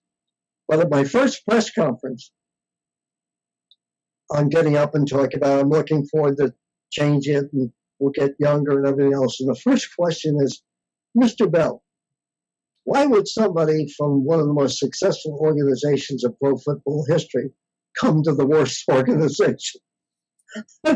So I said, I forget what my answer was, but that was just the beginning of what was an incredible story. Fights among owners, to Dom DiMaggio, Joe's brother, who had become very wealthy, bought part of the Patriots, but then dumped out when he thought the books were being shuffled, and sold it to 2 guys, Wettenhall and McConnell, one the Avon heir, who operated out of New York and were trying to always kill the owners here. So I was constantly in the middle of all of it, but able to finally, I hired Bucko Kilray from the Dallas Cowboys, Peter Hathazy from the league office, hired scouts, hired a lot of good people. All of them went on to head jobs around the league, but there was no way that I was going to be able to survive all of the infighting, the problems. Actually, one of the great scenes, and we're on the 50th anniversary of it, and they've called me about it, is the opening night of the new stadium, which when they brought a person in to run the stadium, said to me, "Upton, keep it to yourself. The stadium was just finished and it's already obsolete." I'm going like, Good God. we've got to open up here. And so through a series, the toilets wouldn't flush. The stadium was at the highest point in Foxborough, so the water couldn't run uphill. They even had a thing that's on NBC somewhere called Super Flush, where the owners and myself and other people had to come in and at the 1, 2, 3 the day before the game on the loudspeaker system, they yelled "flush." We wanted to do it at the same time. The Board of Health closed us down. Whoa. The opening game, when you get off the super highway, you get on to Route 1 leading to Foxborough. And I remember saying, this is a potential traffic jam. Opening night, 1971, we're playing the New York Giants, great rivalry then.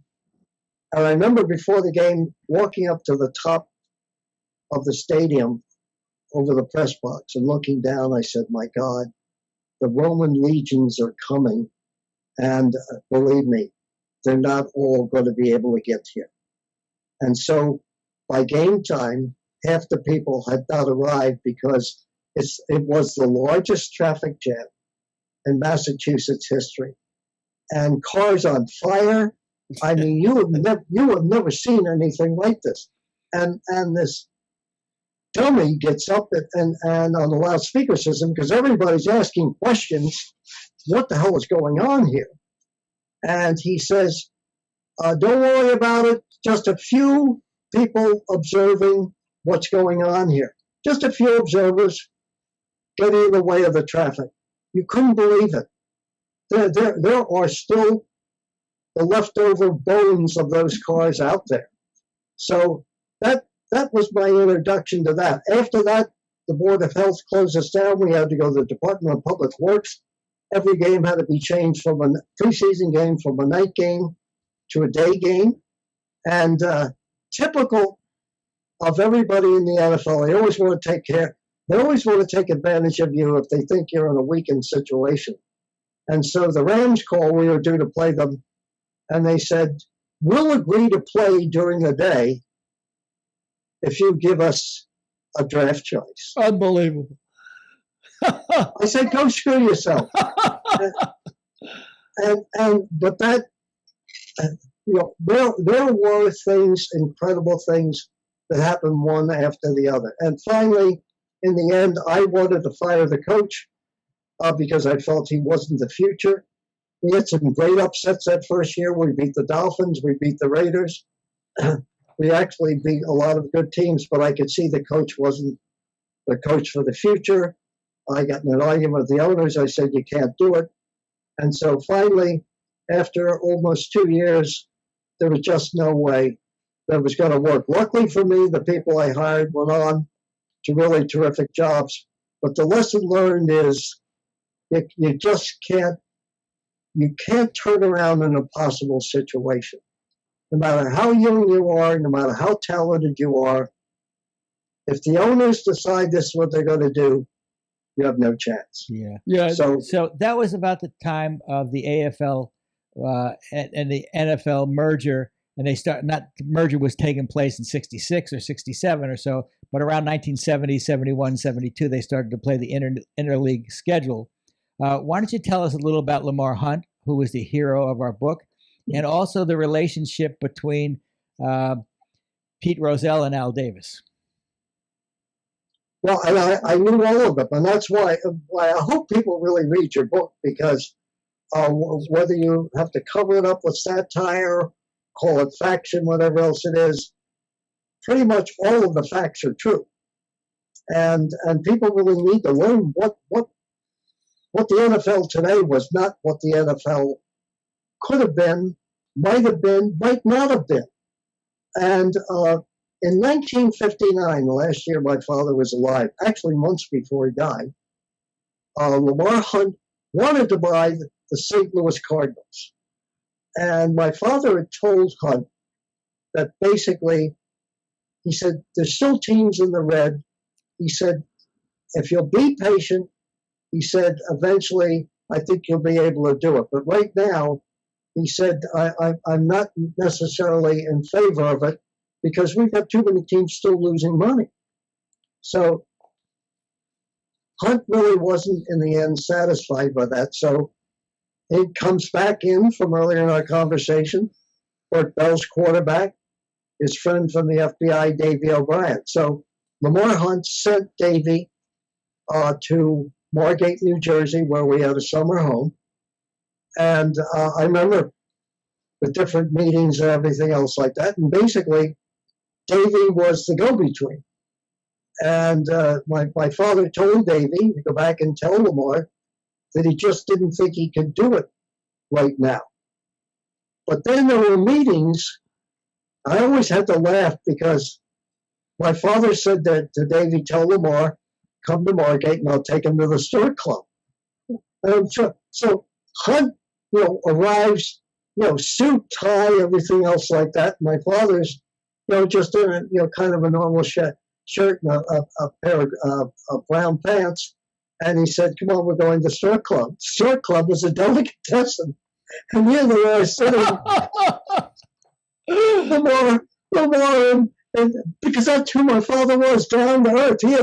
He and his family were the biggest family in Philadelphia. He was well known ever as commissioner of football, and yet, there were no airs about him. So here they are in this delicatessen, French fries and roast beef, talking about one of the biggest deals that end up in football history. And so he told Lamar, he just said, I just don't think we can do it right now. And it was through Lamar and Davey that said, basically, would you be interested in being, if we have another league, commissioner of both leagues? And he said, I just don't think I can do it. Now, here's another fact that nobody knows. I think it was 1947, 48, when people saw how good Bert Bell was a commissioner of the NFL and over a lot of sports. He was approached by Major League Baseball, and they asked him would he be interested in being the commissioner of baseball and football at the same time. Nobody knows that story. I know the story because I heard it on him turning it down on the telephone.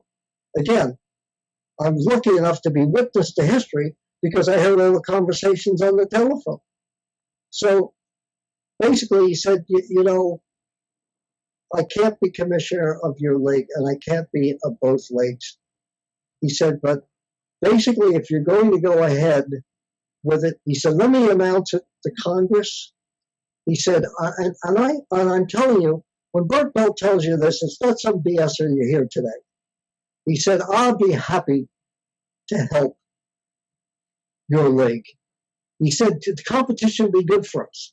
And I think that Lamar basically thought, well, maybe someday, here we go, gentlemen, someday there's going to be a game between the two leagues. And he proposed that. So all of that's back in 1959. Yeah. Which, again, didn't happen until almost 10 years later. Didn't you say that after that happened, Lamar went to see Bud Adams, but Lamar, your brother or something, or Lamar's brother had to make the call because Lamar was too shy? Well, actually, there was a meeting, came to Philadelphia, and there was a meeting at a place called the Tavern, and it was Lamar, my father, and my brother Bert. And I remember discussing with them right afterwards. And they must have sat there for like 20 minutes. And again, going back to Lamar was shy. And my father finally said to him, well, Lamar, why did you come?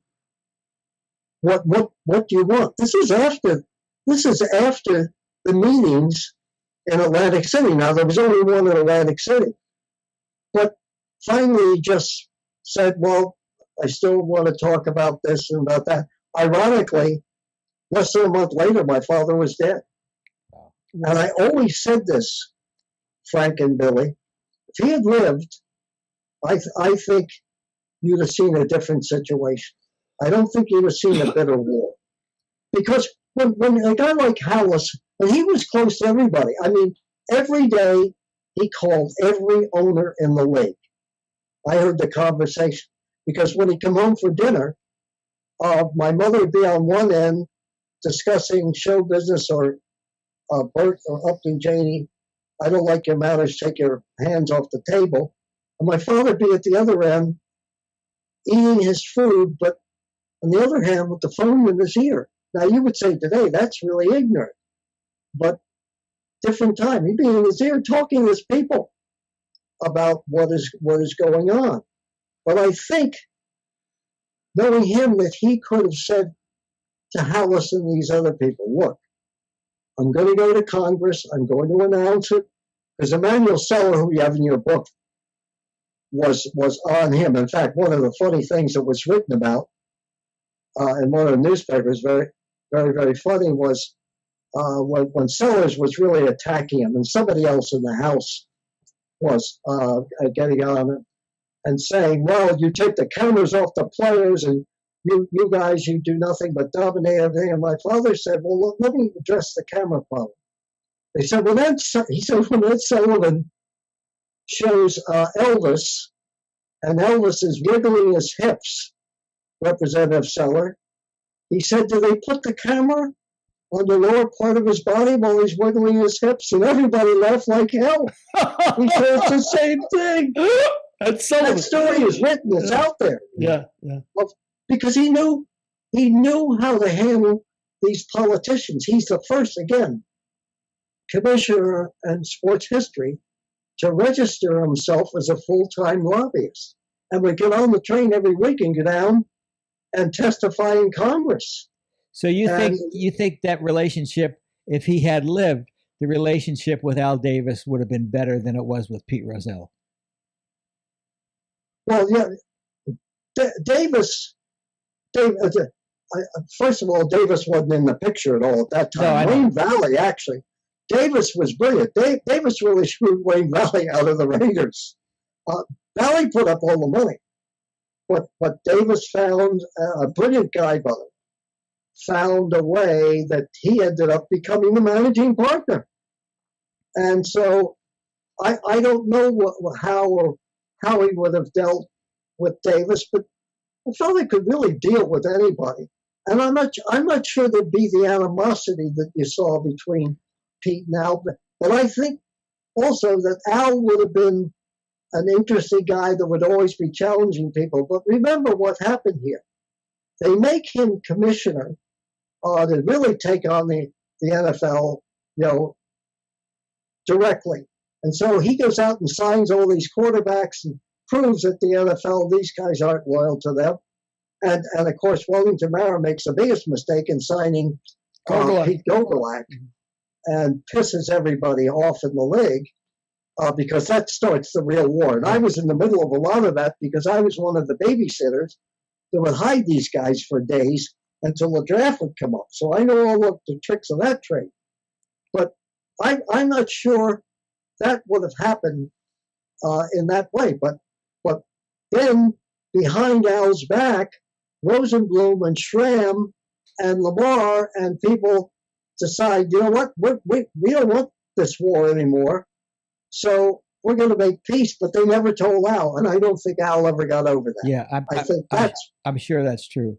That's where the real bitterness stood. But again, you don't know about history. Now, again, we didn't know that Bert Bell was going to resign as commissioner and become the owner of the Eagles again, but he still would have had a big voice in the league. Or maybe if he was healthier, he would have stayed on. He could get along with anybody. And I think he really liked Lamar. And I think he liked the idea. Yes. It's all in your book, Present at the Creation. It's still available on Amazon because I just bought it this week. So if anybody wants a good read, pick up Present at the Creation by Upton Bell with Ron Borges. I think the subtitle of that could be Witness to History. Witness to History. Matter of fact, one of the reviews on Amazon, one person had said about your book, it was the best book they have ever read about any sport, which is a hell of a tribute. So, Billy, go ahead.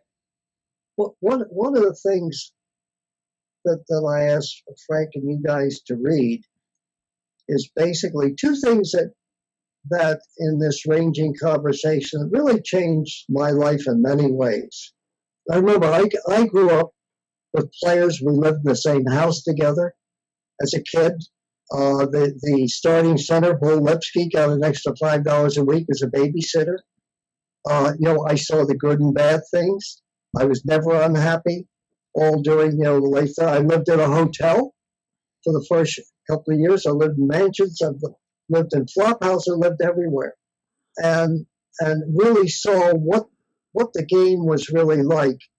But what really interested me, and again, I want to give you a little history, is that basically a lot of people don't know that in the All-Star game in the late 30s and early 40s, the NFL for a while did have African-American players. Nobody ever knows what really happened there because I never heard my father talk about it. And I never heard him discuss it with owners and stuff like that. I don't know the answer to that. But then there was a period there weren't. When they played the All-Star game in Chicago, the NFL had to get a waiver to play the college All-Stars because they were integrated, but the NFL wasn't. And one of the first great players in the All-Star game was Jackie Robinson. Wow. At UCLA. At UCLA. At UCLA. Whoa. One of the great backfields, and you could go on and see it on YouTube. One of the best backfields I've ever seen was Jackie Robinson, Kenny Washington, and Woody Strode, who went on to become an actor, and especially a member from Spartacus. And so Jackie Robinson was one of the top players. But how many people know or witness to history that basically the NFL had to get a waiver to play in the game because they didn't have any black players? Incredible piece of history. Yeah. And Woody Strode, of course, was the guy with the net that was always fighting Kirk Douglas with the trident. He was the trident guy, Woody Strode. Yeah, Woody Strode. And again, all through my life years later, that came back up is in 1946, the first year. And I want you guys to know these stories because I want people to understand what it was like then and what it is like today. But again, as Santiana said, if you don't know past history, you're doomed to repeat it. And first 1946, my father goes to Chicago, and it's the first All-Star game, his first year as commissioner. He drops me at the Bears training camp, my brother. And on that team was Sid Luckman. And this is another story.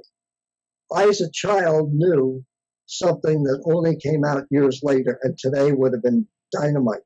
Sid Luckman, the greatest quarterback of that era, his father was in prison for murder.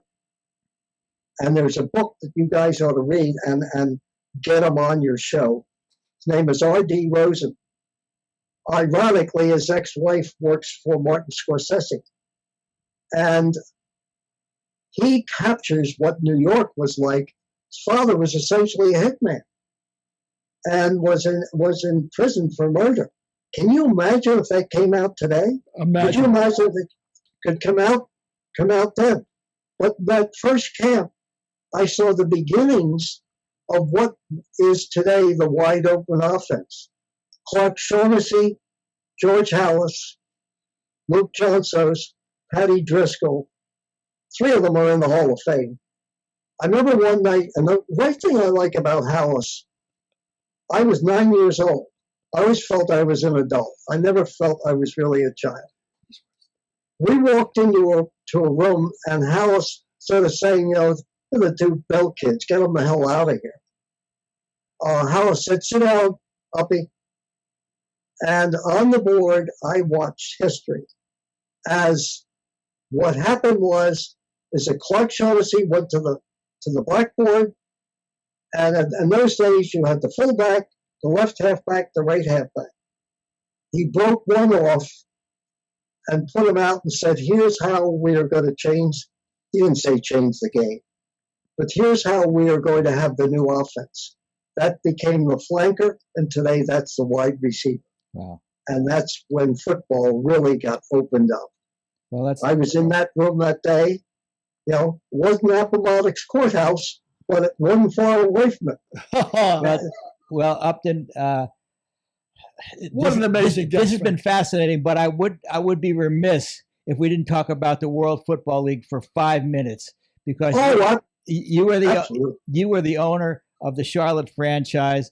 My friend John Evenson, who hooked us up, was your PR director. My friend Jay Thomas was in Charlotte during those periods of times. And we also share a great friendship and a mutual admiration for Babe Pirelli, who was your coach at Charlotte, and then became my coach at Chicago. So why don't you talk about Babe for a second and the World Football League? Well, you know what? Again, there's always a backstory. Howard Baldwin had come to me, and a lawyer by the name of Bob Caparel. And Baldwin was one of the co-founders, not only of the WHA, but also the World Football League. And he had ended up partnering with Bob Smertz, who owned the Celtics, but unbeknownst to me and other people, was running out of money. And so he wanted to sell the franchise. Now, guess who he was going to sell it to until he got too greedy? David Merrick, who was fresh off 1776 and was the big Broadway producer. And he kept asking for too much money, and finally Merrick turned it down. And Baldwin said, why don't you go to New York, meet with Smertz? They're not doing well. They're playing out, the New York Stars are playing out on Randall Island, and see if you can make a deal. Well, we had Chinese dinner at his place. He handed me a check for $10,000. We signed a thing, if I can find some owners, I pay him off. And I said, I want to take the team to Charlotte, never going to make it in New York. Next day, press conference, I called Babe. At midnight, I said, Babe, goodbye to New York, hello to Charlotte. And I think he was in a state of shock. I said, meet me at the airport tomorrow. We're going to go down and have a press conference. Well, that day, Baldwin had to have a press conference and bring me in there and tell the New York media that I'm taking it to Charlotte. So I'll never forget Howard Cosell stands up and says, Mr. Bell, how dare you leave the great city of New York? This is a disgrace to your league. I said, Howard, if anybody gave a shit, they'd still be here. Perfect answer. I said, they're playing on Randall's Island. You can't even go to the toilet there. So Babe and I get on the plane. We go to Charlotte. Babe's in a state of shock. Charlotte loves it. We go to like a Holiday Inn there, or the Bangor Hotel. I get a guy to come down. We sell tickets. People out in the lawn. We sell 25,000 tickets, season tickets, out of the Bangor Hotel in like 3 days. Whoa. And the press is down there with pictures and capture all thing. Opening night. I then go down to Arnold Palmer Cadillac. My lawyer introduces me to Arnold. We have a great conversation. He said, all right, I'm going to get you a Cadillac and I'll invest in the team. I want my salesman to go to the game. So I got my first partner is Arnold Palmer for like $5,000. I get the gold Cadillac. and we have opening night. The town's going crazy. We have named the team. Everything was just great. And I remember saying, because I had scouted Charlotte for years when I was with the Colts, I said, this is fertile territory. This someday is going to be a franchise either for us or the NFL. So basically, everything going great, 2 or 3 sellouts. But then, as Frank knows, history hit us right in the face. Yeah, other teams were giving away tickets and counting as paid attendance.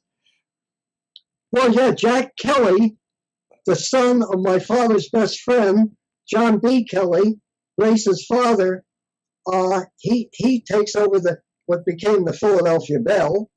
And this is Grace Kelly's father, the Philadelphia oil man, right? Was he an oil man, yeah. John Kelly? No, John B. Kelly. Here's an interesting story because I told Frank this. John B. Kelly and my father went to Penn together, and Kelly and he volunteered for the First World War while in college. They went to Europe, fought their way across Europe, came back, were great life friends. I'm telling Frank this story. Blackjack Kelly, we're talking. Huh? Blackjack Kelly, right? That was his nickname? Yeah, among other names. So Kelly calls my father one day. It's in the 50s. And he said, Bert, he called her Gracie. He said, Bert, Gracie that might think she has her first big break. He says, it's in this low-budget film called High Noon. He said, I don't think the goddamn thing is going anywhere. Of course, ends up being one of the great classics of all time, and gives her a chance to go on and eventually win the Academy Award. But his son is the front man for the Philadelphia team, and they announced like 50,000 pages. Does this sound real, Frank? Yep. And the papers finally found out, there might have been 10,000 paid, and that's the league started to get themselves in trouble. Yeah, they were papering the crowd. And the crowd. But what happened with us is, another story is that basically we're getting ready. We had played Memphis, and we had played, I forget who else after that, but then we were due to go on the road. And this is right out of the Sheriff Dodge commercial. So we're playing in Shreveport, and I decide not to make the trip. And I get a call. I'm listening to the game. I get a call at halftime. It's from my business manager, and he said, "We got a problem here, Upton."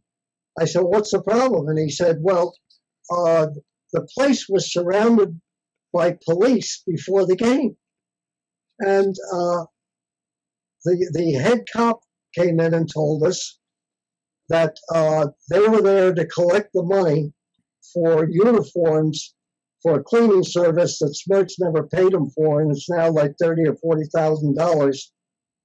So we should close the game down, but we're going to let you play the game. But after the game, we're taking the uniforms."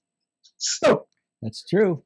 so I said to him, "Well, see if you can run right in the locker room and tell the players, don't take the uniforms on, jump onto the bus and get the hell out of there." It was like Bonnie and Clyde.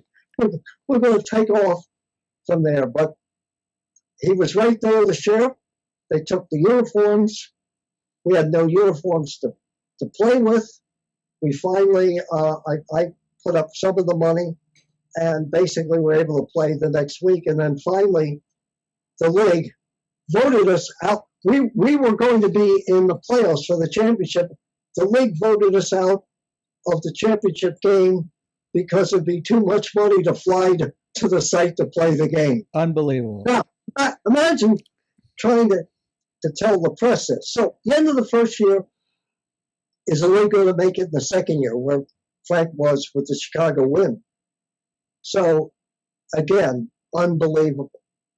So we're trying to raise money, and the North Carolina National Bank, which was being run by Luther Hodges' son, Luther Hodges Jr.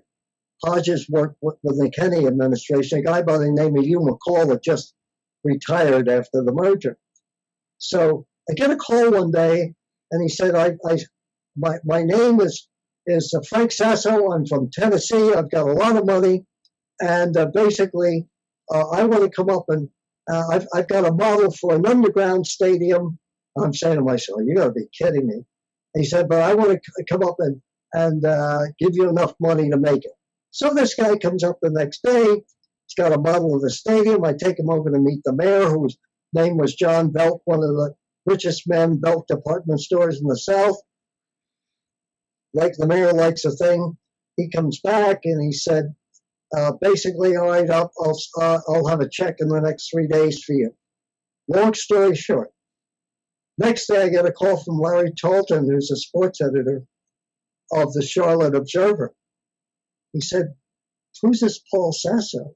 I said, well, it's the guy's come up here to try and help us bail out the team.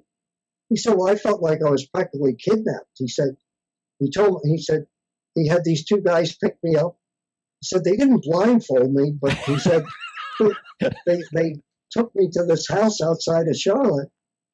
And, I went in there. He said, I felt kind of uncomfortable. And this guy, Paul Sasso, was telling me, about this new stadium, he's going to take over, he'll tell Bell what to do and everything else like that. Okay. Next day, the Charlotte News, which was also owned by the Observer, this guy by the name of Bill Ballinger, writes this story about this guy, Paul Sasso, who invites him to go on a plane with him, his private plane, to go up and meet with John Bassett to talk about the league and everything else like that. He said, two of the guys on the plane were brandishing guns. And he said he radioed Bassett, and Bassett didn't have time for him. So when he came back to the airport, there was the FBI at the airport waiting to handcuff him and take him away. And of course, can you imagine the media and all of this stuff going on? So what basically happened is, of course, the check never came. But turns out that Sassone, his name is Paul Sassone, he was in the Witness Protection Program in Tennessee.